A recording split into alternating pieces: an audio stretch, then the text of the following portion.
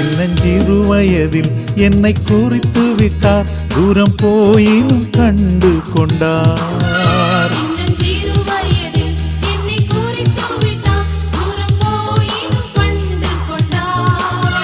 தமது ஜீவனை எனக்கும் அளித்து ஜீவன் பெற்றுக்கொள்ளென்றுரைத்தார்.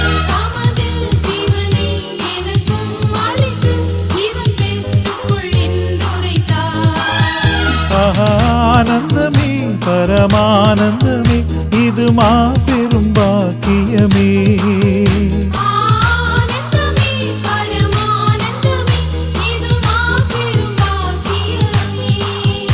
இந்த பார்தலத்தின் சொந்தக்காரர் அவர், எந்த உள்ளத்தில் சொந்தமானார்.